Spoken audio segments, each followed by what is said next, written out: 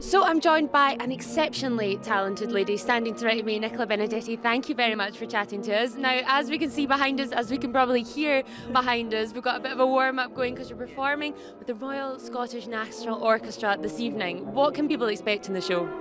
Well, I'm playing a not very well-known composer. His name is Szymanowski, but he's actually the composer that I won the Young Musician of the Year competition with 12 years ago. I can't believe it's that long. Is it more than that? No, yes, 12 years ago. This is actually his other concerto, so he wrote two. And this one is extremely colourful, very virtuosic, and quite sort of folky. He's a Polish composer, so he sort of was drawing on a lot of traditional Polish folk music, and it's quite a feisty piece. Is it something you quite enjoy playing then? Of course, yeah, it's great. Bring back memories. This piece I've only been doing for the last sort of couple of years, but it's very vibrant. It's really colourful. It's a lot of a huge orchestra actually. Sometimes when you have a solo violin, you don't have so many other members of the orchestra kind of joining in quite this way. But this piece is written. It's like a concerto for everybody.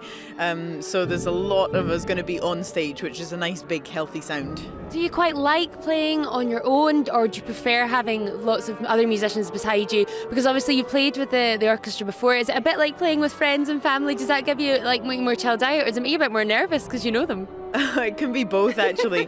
I think with time there's a growing sense of responsibility to the musicians that you've known since you were a teenager, and you respect them so much and you respect your mutual relationship so much that you want to kind of honour that all the time. On the other hand, I spend so much of the time alone, travelling alone and meeting musicians for the very first time and being on stage in what is quite an intimate environment with people that I don't know. So the fact that I can, if I wish to, look around and see familiar faces, that's really in the end a comfort. Yeah, definitely. That'll be a nice thing to do. And you're playing in Edinburgh tomorrow night, and then Aberdeen, and then you're off around the world. Looking at April, you're way down under. Yeah. What is it like travelling? Is it as glamorous as it seems, or is it something that it gets quite sort of tiring, I suppose?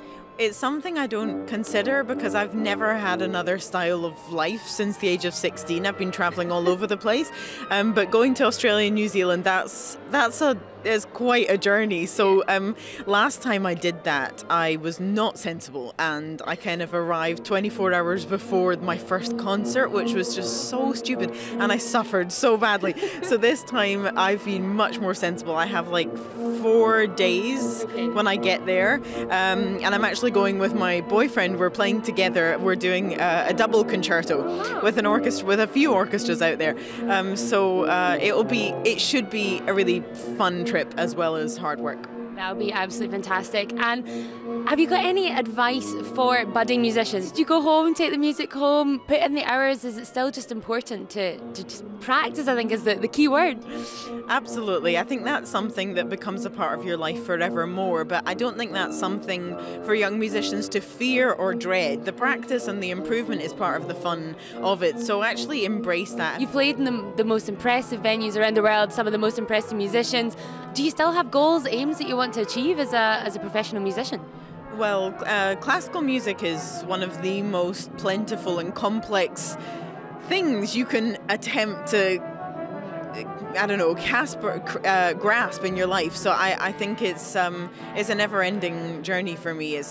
My goals are, I have more of them than I ever did before, so it's never-ending.